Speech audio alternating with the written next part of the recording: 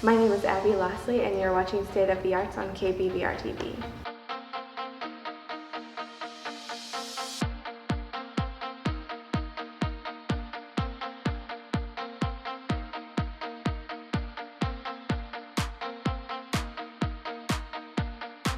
So as a kid, I would just draw all the time, and I would create these stories. I was like trying to write these novels on our like old MacBook, and I would create these characters to live in those stories and kind of like design their life and plan it all out. And I would also, my grandpa was an artist, and so when we would visit them, they would bring out their kids' art set, and I would draw next to him. And so I did a lot of stuff as a kid, just kind of like without really knowing it, like curating these different like artistic aesthetics, I guess. I would create these collages made out of magazine clippings, and I would store my magazine clippings in this like giant accordion folder, and I would like go through my mom's Better Homes and Gardens and like collect all of these different patterns and colors, and it was really fun. And it's funny now because it's like the analog version of Pinterest in the 90s. So good. As a kid, I was really creative and did stuff all the time. But then as I kind of got older into middle school and high school, a lot of my friends were more into like math and science, and so I kind of let them define who I was for a long time, and so I stopped creating things. And so when I actually came to Oregon State to study public health, and then ended up getting engaged, so I took time off to get married, and that whole process, we planned our wedding, and it was super DIY, and that kind of opened my mind to like the creative world, and so I didn't like the blog world. And so I realized that there were designers and artists who were doing creative things, and it was also still practical, like they were making a living. And so I kind of realized like, oh my gosh, I could do that too, that's a real thing. And so I came back to school to study fine arts at that point, and my family has been so supportive. My husband has just been encouraging me every step of the way, and he has believed in me a lot of times before I could really start to believe in myself. And right now, as I'm getting ready to graduate, it's just been nonstop crazy, and my mom and sister and grandma all live here in town, and so they have been like trading off weeks to give me an encouraging card or a fun little gift, or like my sister gave me chocolate milk a couple weeks ago, and it was like the nicest thing. And so they're just kind of like banding together to encourage me, and I feel so supported by them. I think there's been a lot of people who have been really encouraging and inspiring to me. The faculty here at Oregon State are really great, and they have been really encouraging. But I think mostly what encourages me is kind of like the creative community online.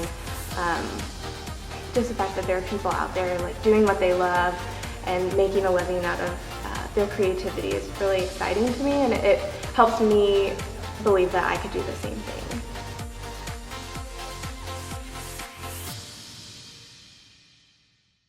As a kid, growing up, I was always really drawn to the Impressionists, so I would have like books on Monet and be so obsessed with looking at his paintings. And then I've also been inspired by Caspar David Friedrich, one of the German Romantic painters. I think his work is really interesting.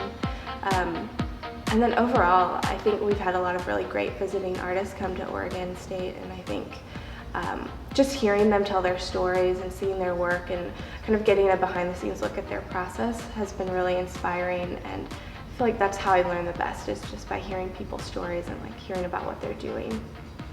Yeah, well, coming back to school after not taking an art class for, I don't know, over 10 years was kind of, like I don't really know why I made that decision to come back, but it was kind of one of those things where it just happened because it was supposed to happen. And so I had a lot of doubt when I first came back to school, because I felt like I missed this whole like section of time that everybody else had. And so it took me a while to like get my feet on the ground. And last year I was really struggling with like anxiety that was kind of stemming from like comparison and not getting what I needed. So I was thinking, I mean, we don't need to deep dive into it, but I was working on a project at the time that I'm still working on. It's called Life and Living. It's been an ongoing project, and it's kind of like a performative painting piece. And so it incorporates like this ritual of going and observing moving water. And so I would go and sit still for 30 minutes and just watch and breathe and be by myself. And I kind of realized through the process of that project that that was something that I really needed, but I wasn't getting otherwise, because I was thinking, well, you're supposed to be an extrovert, like you're supposed to be energized by being around all these people, but I didn't realize that I still like needed that time by myself to really process. And so that time and space became part of the healing as I was wrestling through some of that stress and anxiety. I think most of my work tends to be pretty meditative, like and process-based. So for me, it's a space where I get to like often do repetitive things, or like it creates a space for me to think. And so that's on one level like what I would hope to get out of it and what I want. And so that's really satisfying, but I am also thinking a lot about how do I move outside of like what I'm thinking about, and that meditative process for me, that personal thing, to communicate with other people. I really think like art has such a potential power to connect with people, and I really am drawn to that as well. I really love people, and so I think that's one thing that I would hope to get from my practice and my artwork, is just like connecting with interesting people and hearing their stories. I think for me, it creates a space for me to pause and breathe and be still, and so that's what I would hope for when people, even if they just walked by my work for like a split second, I would hope that it would kind of create a pause for them in their life. You can check out my art at www.abigaillosliart.com, and you can follow me on Instagram, Twitter, Facebook, and Snapchat at Abby Losli. Thanks for watching State of the Arts on KBVR TV.